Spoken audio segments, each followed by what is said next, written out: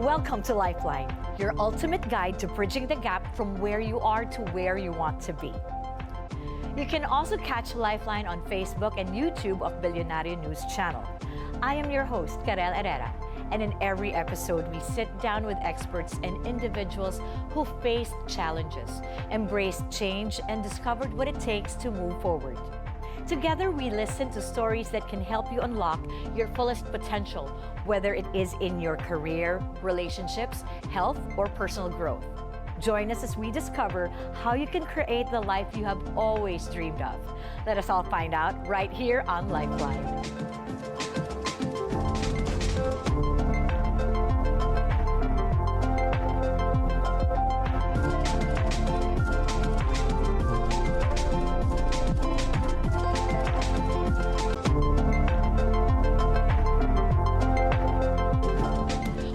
The road less traveled was the one meant for you all along.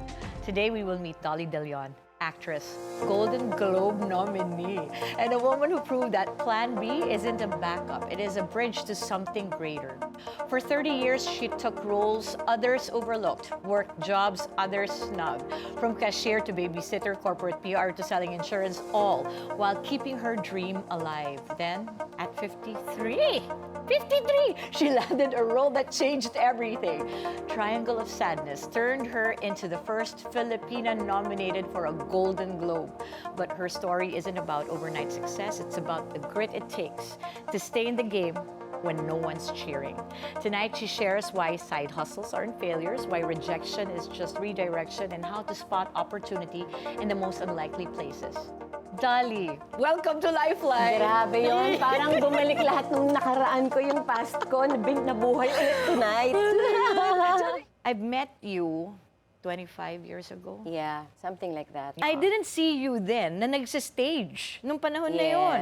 And then, kaya nung nakita kita years after na biglang nasa stage, you were leading, you were acting, and I was like, oh my God, she's so good. Oh, grabe naman. She's so Thank good. you naman. So, maraming years na hindi kita nakita. Ano yung mga plan B, backroads mo? And I've heard you in one of your interviews, you said na there's not just one way to get to your goal. Maraming ganon, sangay-sangay. Yeah, so, pag-usapan natin yung mga sangay-sangay. Madaming detours and roadblocks na pagdadaanan talaga. Like you said, I've done so many things. Lahat na ata ng trabaho pinasok ko. And every time I say this, laging tinatanong sa akin, bakit nagpulis ka na ba? Hindi pa? Hindi pa po ako nagpupulis. Not anything professional, pero halos lahat talaga nagawa ko na. And sometimes you just have to, you know, just dive in and do whatever you can para lang, you know, to make ends meet and to feed your family and to get by. Nag-real estate ka, Nag-real estate ako, nag-insurance ako, nag-PR ako. Ano natutunan mo sa real estate and Alam mo, insurance? ang dami kong natutunan sa lahat ng mga trabahong pinasok ko. And that mainly is people. Knowing people, getting to know people. Kasi that's the big difference between an actor who is just strictly an actor and just doing plays and film and TV compared to someone na tinatawag na rumaraket. So, isa ako doon na I would do other jobs. That's, for me, it's a really great way to get to understand human behavior better, to learn more about people. And you know this kasi trainer ka eh. Diba? So, it's really all about, for me, at the end of the day, our job as an actor is all about humanity. So, the only way to understand human behavior is to build relationships with people from different walks of life. Wow. And humanity, human relationships. Ano ang naintindihan mo at natutunan mo sa humanity sa show business? Sa show business, maraming iba-ibang personalities doon. It's really chop suey. It's a very diverse mix of people. You have people who are really there purely for the art because they love the craft. You have people there who want to become famous and they really relish that a lot and they capitalize on it. There are some people who just want to be rich. There are some people who just, you know, are in there for fame. For iba-iba yung motivations and there's nothing wrong with that. Of course. Absolutely not. But syempre, it can get kind of tricky sometimes kasi we tend to lose our way and forget why we're really there, which is to imitate life. Wow. Eh, ang dami mong nakilalang tao. Like, Meron kang upcoming ba? Kailan ba lalabas yung Meron, sa May 21. Oh my God! Sa with Prime ano? Video. With Nicole Oo, Kidman. 9 Perfect Strangers. First American series ko, Carelle. Oy, my goodness. Oo, sobra. Tapos isipin mo, nakatrabaho ko si Nicole Kidman. Oo, kamusta siya? Nakakaloka. As a human being. As a human being, mabait siya. Talaga? As in, sobrang cool siya. Parang tayo lang. Yung friendly, warm, yung walang ere. Oo. Okay siya, cool siya as a person. Cool rin yung buong cast. Yung malaki yung cast namin Parang 11 kami in total. Lahat sila sobrang. Mark Strong, Christine Baranski, Annie Murphy, Murray Bartlett, as in, sobrang down to earth lahat. So, hindi pumasok sa ulo mo? Hindi lumaki ulo mo nung nangyari lahat ng to? Bakit lalaki ulo? Hindi. Kasi di ba may mga ganon? Oo, pero namimiss nila siguro yung point kung bakit tayo nandito. Hindi naman tayo nandito para buhatin ng sariling bangko We're here to present the audience with a mirror and to hopefully that for them to see themselves in the work that we do. For me, that's what it's all about Right, And right. everything else is palabok. Parang bonus na lang yung iba, yung fame, yung pera, yung all that. That's for me bonus na lang yun. It's really all about the work. At yung work na yon, hindi to overnight. Hindi yung parang, ting! Hindi. Ito na siya, biglang nasa triangle of sadness. Hindi, grabe. no? Ilang years kong pinaghirapan yon. Actually, hindi ko akalain na aabot ako dun sa ganung point na mangyayari yon, na magkakaroon ng recognition. Nasanay na ako sa buong career ko na I'm just being called the day before a shoot. Oo. Tapos maghihintay ka ng matagal na oras Oo. para i-shoot ka. Tapos posibleng hindi ka pakunan. Yung mga ganon. Nasanay na ako sa ganung life at tinanggap ko na yun na yung buhay ko. Na I'll go to set, get the script on the same day sometimes, memorize the lines on the same day, play a character with no name. Right. Yeah, sometimes with very minimal lines. Tanggap ko na yun about me na ito na yun, ito na ang career ko. Although may mga times na napapaisip ako na parang, ano ba yan? Parang ayoko na. Parang parang the industry is so ungrateful. Parang the industry doesn't love me enough to appreciate my talents na I'm always being given the same parts and always, being treated the same way. Na parang when am I going to start exploring better roles or doing more meaningful parts? It seems like it's never gonna happen. So it reached the point na tinanggap ko na lang. Parang wala na There's no other way than to just accept na, okay, this is my lot in life. I'll just make the most of it. And how I made the most of it was just by learning from every experience. Dumating ba sa point na gusto mo na lang mag-give up at naghanap ka ng plan? Maraming beses. Maraming beses. At maraming beses akong muntik na talagang mag-give up. As in, konti na lang, ayoko na talaga. Kasi, pag artista ka, may sideline ka, di ba? Yes.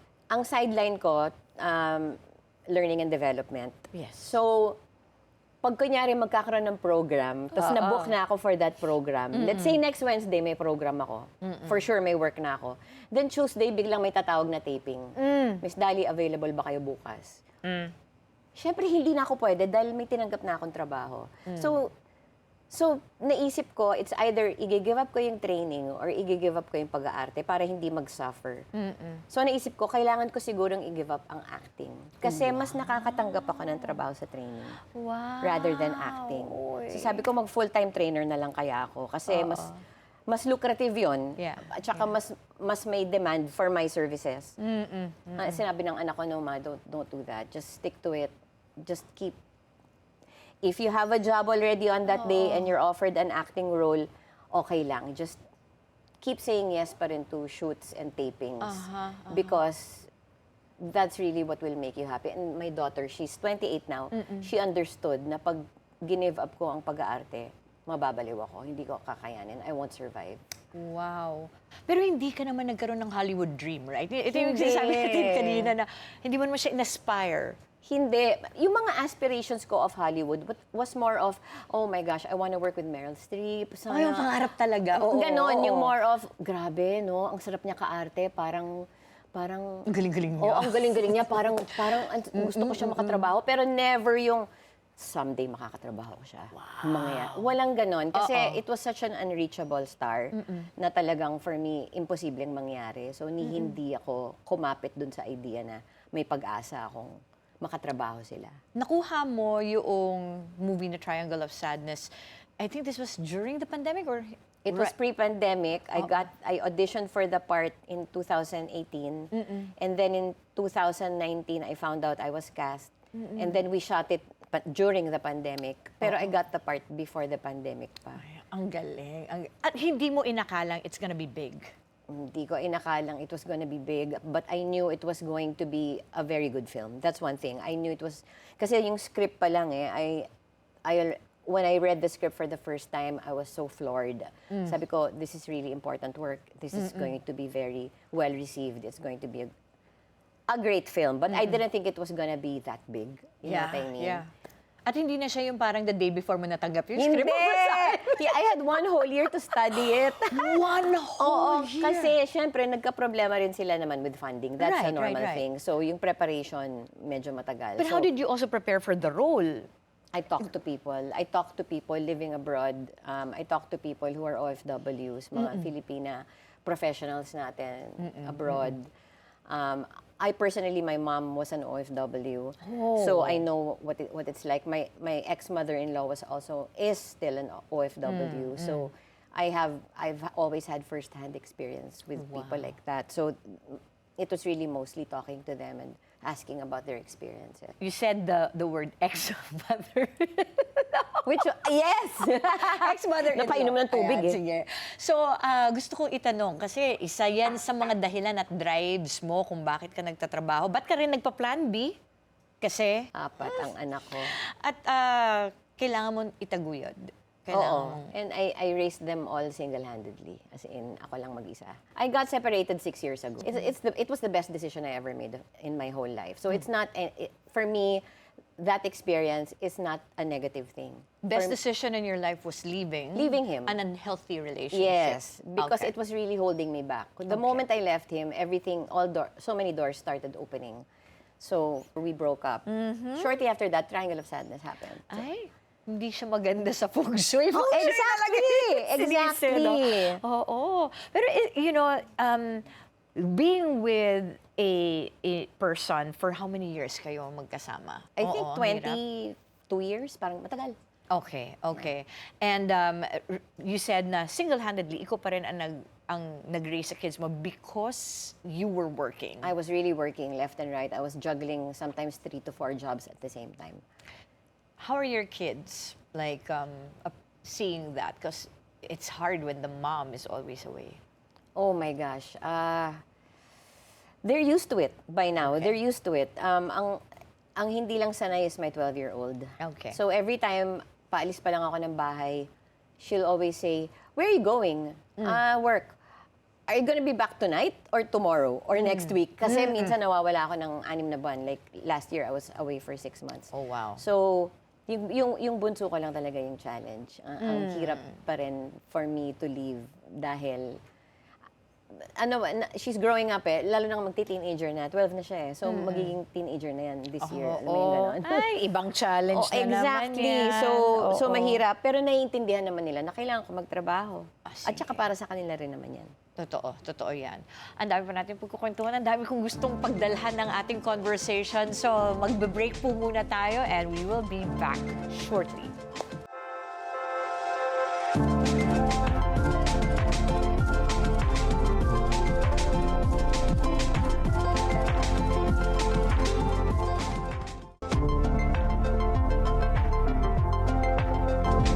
Welcome back to Lifeline. Right now, we're going to talk about, the journey to getting to where you are. And I'm sure a lot of people will think na overnight, ito nakita namin, pinapanood na namin sa kung ano-anong mga pelikula. Ang galing-galing niya. Bakit ngayon lang namin siya nakita? So, Carelle, dati I was a very bitter and angry woman. I was really mad at the world. I always felt na bakit ganitong ang barahan na binibigay sa akin ng mundo. I blamed everyone else except for myself. Until recently, pumanaw na si Ate Guy, di ba? Yes. Ang aking idol na si Ate Guy, sumalangit nawa ang kaluluwa. Gusto ko mag-post tungkol sa kanya. Wala kaming picture together, pero may ginawa kaming teleserye together noong mga 2003, Between. So, naghanap ako ng clips dahil gusto kong i-screenshot at Yes. mag-post about her. So, habang naghahanap ako, may nakita akong, as in, lahat ng episodes nung serye, online pala. So, di pinapanood ko yung mga eksena namin. Tapos habang pinapanood ko, sabi ko, ang pangit ko umarte. Ano ba yan? Nakakahiya. Ka-eksena mo si Ate Guy, si Anita Linda. Tapos, oh my gosh, yeah. ang tsaka. Oh my And then, dun ko na-realize, kaya pala hindi ako nakakatanggap ng enough work. I wasn't good enough yet. You weren't ready. I wasn't Yes. ready. I had so much to learn.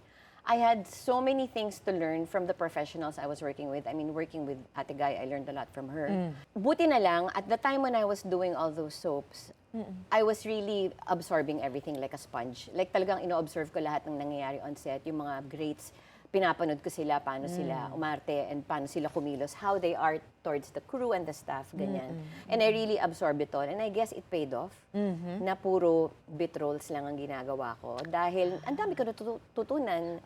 May time kang matuto kasi nadudod ka, naghihintay sa set. Para akong may free education. Actually, hindi pa nga free, binabayaran pa ako, di ba? Ay, To learn. So, parang for me, that was such a valuable lesson for me Ang galing. today na Ang galing. everything is a learning experience. And even if you're dealt a shorthand in life, Yeah. there's always something else that's being given to you. You just can't see it yet, but you're being given a gift that will help you grow and become better at your craft. At kung sa moment na yon na nagbe-bitrol ka at hine-hate mo yung pagbe-bitrol mo na parang bakit ito lang yung role ko? Bakit hindi ako bida? Then I guess you wouldn't be in the state of learning. Yeah. You'll be in a state of entitlement na Of anger and bitterness. Kahit makikita mo siguro yung gano'ng kagagaling na artista sa harap mo. Sabi ko, di naman magaling yan. Mas magaling pa ako. But I never thought that. Never ko naisip yun. Like yun, kaya siya nandyan. Mahusay. Galing, no? Kaya siya ganyan. Kaya siya successful, mahusay. So yung sinabi mong from victim mentality and victim mindset to turning it around and now becoming, oh, I had a part in it. Yeah. How did that change? I think it changed at that point when I really was just so tired. You know, when you live a life of bitterness and anger, it takes a toll on you. It's very exhausting. It doesn't help you. And I really felt that. I attended this leadership seminar. It's called LEAP, OCCI. I'm sure you've heard of it. Yes. And they asked us a question. From a scale of 1 to 10, when you wake up in the morning, how do you feel? 10 being the highest, 1 being the lowest. And my answer was 1. Wow. Yeah, ganun ako kababa dati that I literally wanted to give up already. Umabot na sa ganung point. And then naisip ko, teka muna, and talking to my daughters also, my children, teka muna, ako, Dolly, Aris ako eh. Hindi pwedeng I will not go down without a fight. Sabi ko, hindi, lalaban tayo. Kailangan tuloy-tuloy pa rin. So that's really it. So when I got to audition for Triangle of Sadness, I was at that low point. I was already there na kasagsagan na ng feeling ko failure ako, yung victim, mentality ko.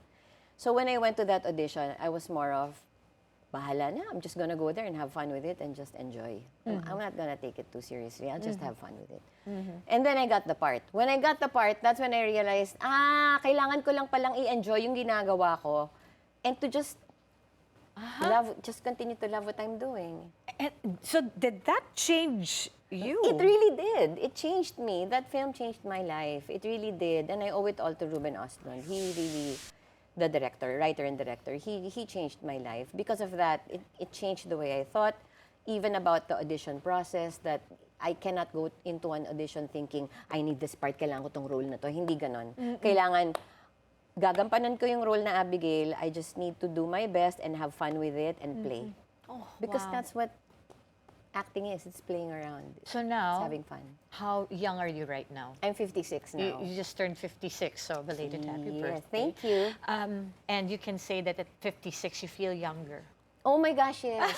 I feel like I'm at my, I don't even want to say peak. Yes. Parang, pag ganun pa rin ako, hindi ako pag ganun eh. Pag ganun ako, at hindi rin plateau. For me, personally, I really feel that I'm at my best right now. And I even look better now than I did when I was younger. Yes, yes, Pwede bang yes. magyabang ng ganun? Okay lang yun, di ba? Of Di ba dapat course, ganon? Of course. So, you know, syempre, I'm not saying I'm Catriona Gray. Syempre, walang tatalo kay Miss Catriona Gray at Pia Washback. Pero, I feel that I'm in the best place I am now because of the joy that I feel inside and the happiness that I feel with that I can do anything. I'm at that point in my life na I can do anything. And if I fail at whatever I'm doing, that's just part of the learning curve. Oh, It's okay. ang ganda-ganda nun. Part of the learning. Yeah. Part of the, staying on the sidelines and watching, things unfold. Now, you cut off an unhealthy relationship and started feeling lighter. And then the shift in the mindset. And then all of a sudden, now you feel a lot lighter about stuff. Now, ano ba dapat nauuna? Dapat bang nauuna yung mindset na baguhin yung mindset na maging mas positive, maging mas light? Or dapat yung environment muna yung nagbabago? Kailangan yung mindset. Hindi mo maaasahan ng external factors eh. Hindi mo Yes. pwedeng baguhin ng kahit sino sa kapaligiran mo. Sarili mo lang ang pwede mong baguhin. I mean, umabot din ako dun sa point na nag-VTR ako for commercials, left and right, na in one day nakakapunta akong 3 VTR. Tapos pagdating ko dun, may mga the same women all the time na they're pitted against me and they always get the part. Yung isa dun sa mga si Carelle Herrera eh. Laging siya yung nakakakuha. Grabe. Totoo to. True story to, Carelle. Oh Every my time I would goodness see you in a talaga. VTR, I'm like, oh, shucks, Carelle's here. I'm not gonna get it. And sure enough, you always get it. And then, yeah. And then, but I can't keep blaming other people. I can't. That did not serve me and that did not help me thinking that way na it's Carelle's fault or it's whoever else's fault. sama na May hinanakit pala ako sa'yo, no? Actually, hindi. Yun yung point. Hindi. It's not anyone's fault because it's me. I have to find a way to improve, to better my game. Yes. So what is making these other women being chosen over me? There must be a reason there, and I can't blame them because they're great. They're good. You're good. You're so talented. Yung hotdog mo na that was the one. Nag-audition ka doon? Siyempre. Oh my God. For me, nung nangyari yun, deserve. So now, when I get, I still audition, by the way. To this day, I still audition. And whenever I don't get a part, I always think to myself, she deserved it more than I did. Ang ganda-ganda niyang insight na yan. Doon sa sinasabi mong audition, dati naman, pag nag-VTR ako, alam ko hindi ko rin siya makukuha. Kasi lahat ng mga nakasama ko, mistisa. Ay, pareho tayo. Diba? Oo. Parang, direct, mistisa hanap Correct. niyo. Wag na lang ako. Bakit ako mag-audition? Oo. Tapos magte-text ako agad sa agent ko. Marlu, sigurado ka bang tama yung lugar na pinadala mo? Puro mga model to mga babae dito. Parang, matatangkad at saka payat. Bakit tayo nandito? Tapos sasabihan ako, sige lang, ituloy mo lang. Oo. Pakita ka lang. Oo. Whether you Pakita ka get lang. it or not, Exactly. just show up. Yan yun eh, show up. Yun, show up talaga. Kaya ako sabak lang ng sabak, kahit anong offer dati tinatanggap ko. And there was a time, we saw each other a couple of years ago, and ito yung mga time na sinusubukan natin to do work together, right? And I had this conversation with you, and in my heart, sabi ko talaga, I'm like, I really want to help. I really want to be able to help because a lot of people also helped me, And if there is a friend na at that time, wala pang nangyayari masyado sa career. Pero glad talaga ako na hindi rin kita natulungan. Yung glad ako na hindi natuloy yung mga projects natin. At Tinulungan that time, mo ako actually nung time na yun. Nung pandemic, tinulungan niyo ako. Yeah. Marami kayong tinulungan ng pandemic. Oh. At tinulungan mo rin ako nung nag-sit-in ako sa isa sa mga inspirational talks mo and I was like, how to be you. No, I'm not kidding. And not in a negative way. It's like, wow, what a fabulous human being she is. And to be able to capture an audience like that and to have that level of confidence. And I love that. It inspired me. It didn't make me feel like a victim or insecure. Why can't I be like her? It was really more of, actually, wow. yun yung dream ko for you eh. Kung nagtuloy ka dun sa path na yun, Oo ang nga. dream ko talaga for you, and I had that do conversation that. with you, was that I want you to be able to inspire thousands of people. I want you to talk to people. Kaya kinukulit kita ng kinukulit ng tara dali, mag-usap na tayo, kailan kita iti-train, di ba? But then I have a taping, I have this, I have that, Yeah. and then triangle of silence, and I'm like, oh, okay. Thank goodness hindi kami natuloy. Because I know that you're a person also of commitment. That, you know, if you would say yes to something, you would show up for that, diba? Yeah. And that's why you're also very choosy about the things that you would show up for. Yes, exactly. That's why today, that's the main thing. It's really about selecting the right things for me to do, and that will continue to inspire me, and not to do things just because malaki yung bayad or malaki yung role. Wala pa rin ako dun sa mindset na yon. For me, it's all about if I can relate to the character and if I'm gonna have fun on set. For me, work should be fun. Yeah, yeah. So, meron na akong last question para Sige sa'yo. ba? What's your lifeline? My lifeline really are my kids. If I didn't have any children, and I'm not saying my children define me, of course they don't. I define myself. But because of them, I wouldn't have the drive that I have today. I wouldn't have the tenacity to keep doing what I'm doing. If not for them, I would be a totally different person. And that doesn't mean without them, I'd be a failure. Of course not. That's not it. It's just that they're my driving force. They're my lifeline. They are what keeps me going. Because if I didn't have anyone else to look out for in my life but just myself, then I wouldn't be inspired to be the best version of myself. Whew. This meaning in your life makes you more hungry. Yeah. Dolly, I'm so grateful for this moment. Thank you so much Thank for you, being Carelle. here. Thank you for having me. I'm so happy. I'm so honored to be here. Oh, kaya. I love it. Pahawak kasi nahawakan mo si Nicole Kid. Ay, hindi. Ikaw hawakan kita kasi ikaw si Dolly. Ladies and gentlemen, Dolly reinvented what it means to make it. Her story isn't about a dream deferred. It's about a dream redefined. Whether you're stuck in a side hustle or starving for a side, remember, the road less traveled often leads to the view worth the climb. Dolly de Leon taught us tonight that purpose isn't a straight line. It's a series of detours, U-turns, and unlikely pit stops that somehow, against all odds, lead you exactly where you need to be. So to everyone watching who's still waiting for their big break, keep showing up, keep working, and above all else, trust that even your plan B has a purpose. As we wrap up, I want to leave you with this thought. Your worth is not measured by how quickly you arrive, but by the courage it takes to keep moving when the path disappears. Dolly's story teaches us that detours aren't failures. They're the unseen bridges to a destiny bigger than we could plan. So whether you're stuck in a side hustle, a no, or a season of waiting, remember this, even the most extraordinary journeys are built on ordinary days of refusing to quit. To our remarkable guest, Dolly de Leon, thank you for showing us the beauty of the long game and the power of a dream that outlasts every not yet. And thank you for tuning in. Don't forget to join us next time for more inspiring stories and life-changing insights. I am Carelle Herrera, and this is Lifeline.